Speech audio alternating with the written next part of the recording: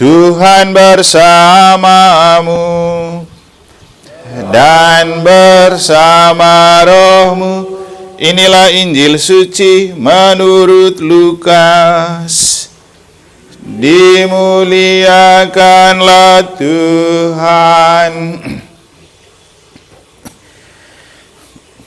Beberapa waktu sesudah kedatangan malaikat Gabriel, bergegaslah Maria ke pegunungan menuju sebuah kota di wilayah Yehuda. Ia masuk ke rumah Sakaria dan memberikan salam kepada Elisabet. Ketika Elisabet mendengar salam Maria, melonjaklah anak yang di dalam rahimnya, dan Elisabet pun penuh dengan Roh Kudus.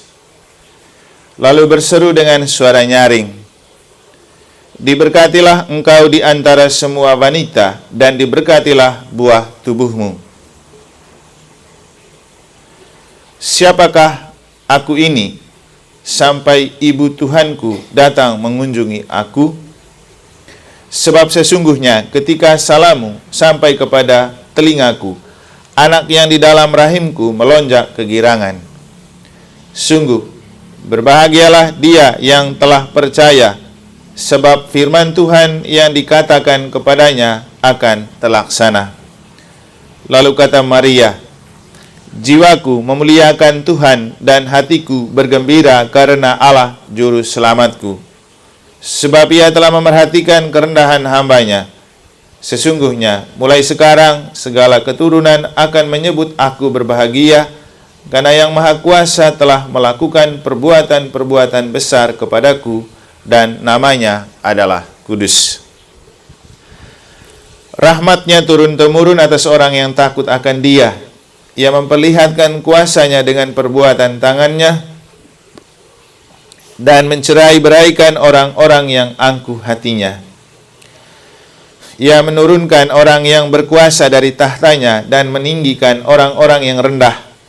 Ia melimpahkan segala yang baik kepada orang-orang yang lapar dan menyuruh orang-orang yang kaya pergi dengan tangan hampa. Ia menolong Israel hambanya, karena ia mengingat rahmatnya seperti dijanjikannya kepada nenek moyang kita, kepada Abraham dan keturunannya untuk selama-lamanya. Kira-kira 3 bulan lamanya, Maria tinggal bersama dengan Elisabet, lalu pulang ke rumahnya.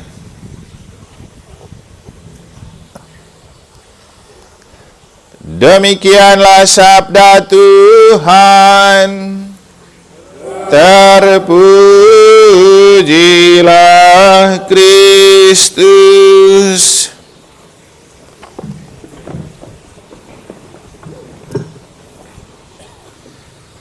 Ketika salammu sampai ke telingaku, anak yang di dalam rahimku melonjak kegirangan.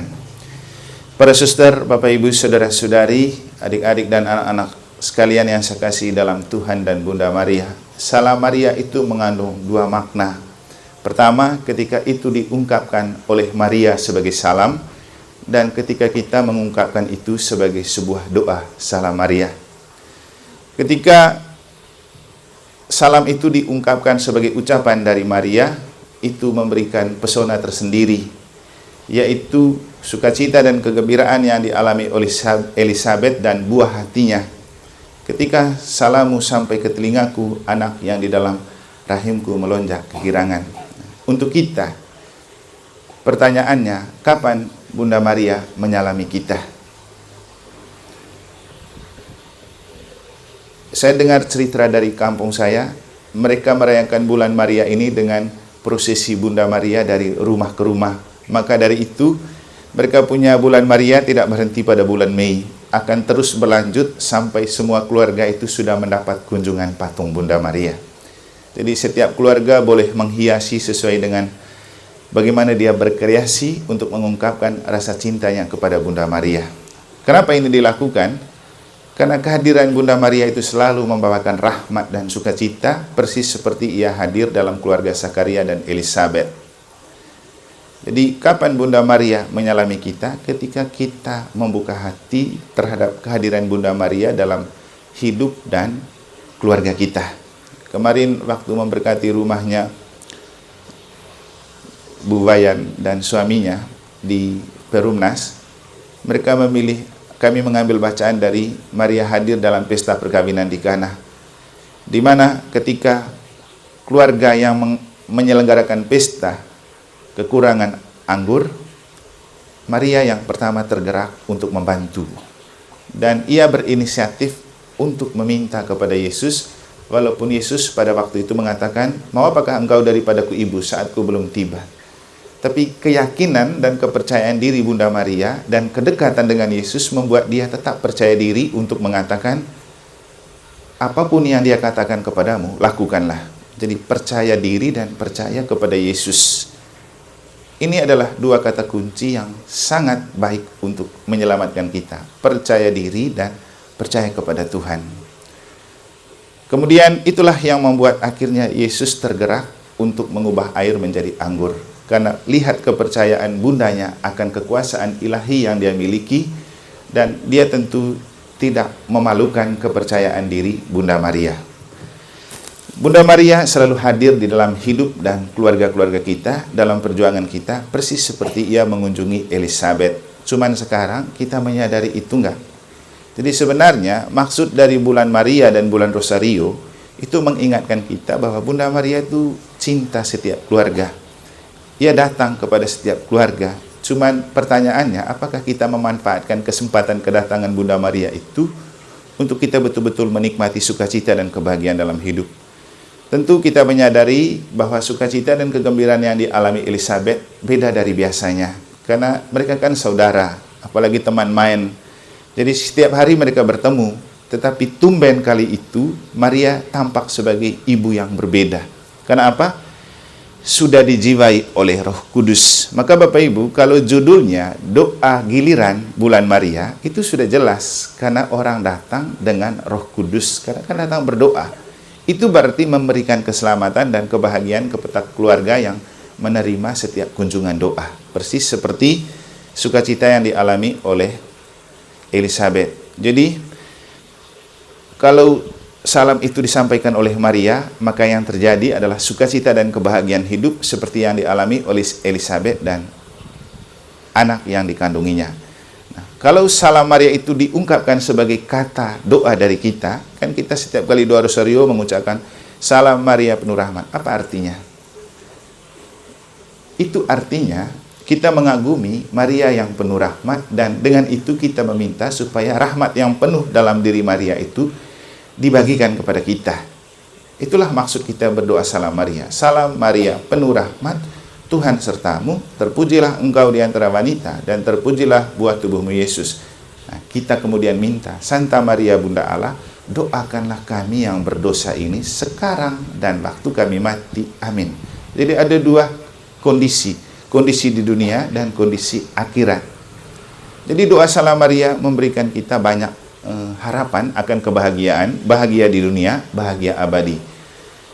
Apalagi kalau diucapkan, satu kali ucapkan salam Maria itu mungkin tidak sampai 1 menit. Apanya yang bikin kita susah? Jadi penting terus mendoakan salam Maria, karena Maria penuh rahmat, dan rahmat itu akan dibagikan kepada kita oleh Bunda Maria, karena rahmat Allah selalu dianugerahkan kepada kita melalui Bunda Maria. Nah, ada dua hal yang tadi saya bilang penting untuk kita miliki dalam hidup. Percaya diri dan percaya pada Tuhan.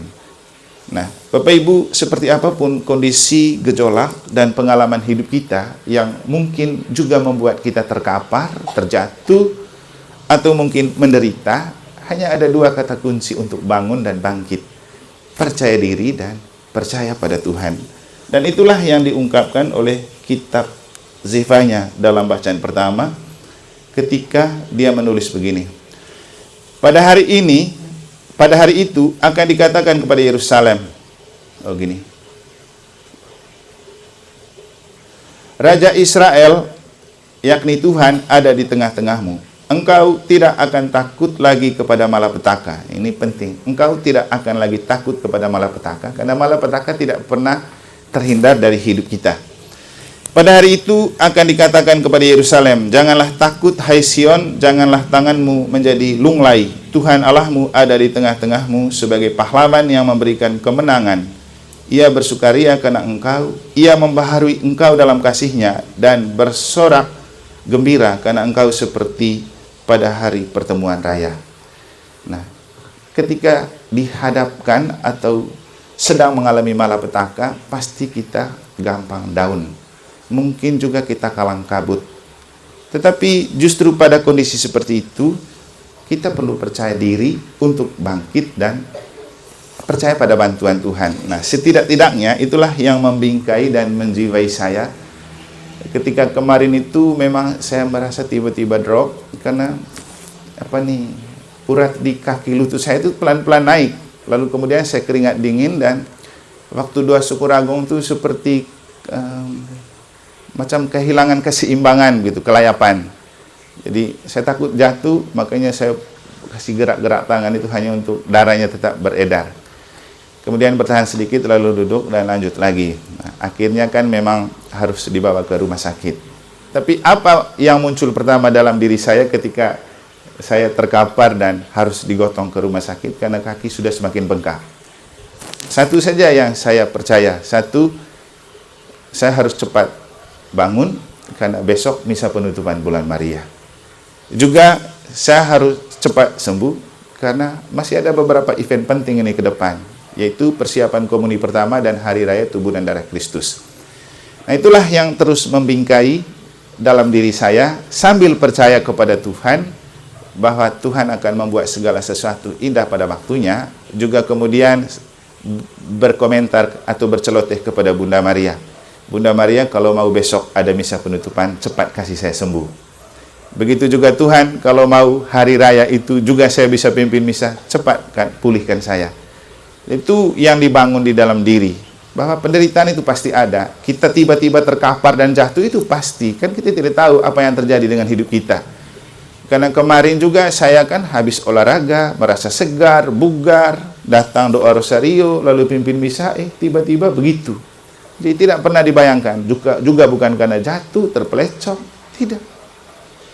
Tiba-tiba itu saja muncul, ya mungkin faktor usia dan faktor-faktor lain, tapi kan kemudian tadi cek darah lengkap, ya paling ada beberapa yang ditemukan. Ronseng kaki juga aman, paling hanya ada radang, kemudian kolesterol naik, asam urat naik. Nah, itu setelah tahu itu berarti tahu sudah penyebabnya, diobati dan sudah mulai pulih.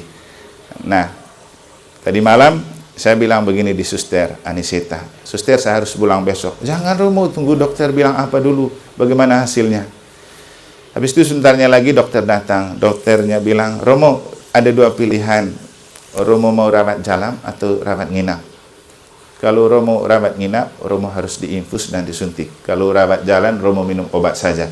Langsung saya bilang, saya rawat jalan saja, biar kasih obat. Kemudian perlahan-lahan sudah membaik dan tadi siang saya pulang, istirahat, bisa merayakan misa sekarang. Mungkin ini pengalaman yang kita semua akan dan sudah mengalami. Tapi bagaimana ketika kita tiba-tiba drop dan terkapar dalam kondisi kehidupan yang kita tidak pernah bayangkan? Lagi-lagi hanya ada dua kata kunci Bapak Ibu, harus percaya diri dan percaya kepada Tuhan. Karena hidup itu anugerah dan milik Tuhan. Dan apalagi kedekatan dengan Bunda Maria akan membuat hidup kita mudah dirahmati. Sehingga kemudian sore ini kita bisa merayakan misa penutup di sini, itu karena kekuatan cinta Tuhan dan kekuatan doa Bunda Maria. Jangan pernah berhenti untuk percaya kepada Tuhan, jangan pernah berhenti terus membangun percaya diri dalam penyelenggaraan Allah, jangan pernah berhenti dekat dengan Bunda Maria. Karena ketika kita mengucapkan salam Maria, rahmat Bunda Maria akan dibagikan kepada kita, dan ketika Bunda Maria datang menyalami kita dalam hidup, saat itu juga dia mengandungkan rahmat dan sukacita seperti yang dia berikan kepada Elizabeth dan anak yang dia kandungi. Semoga Tuhan memberkati kita.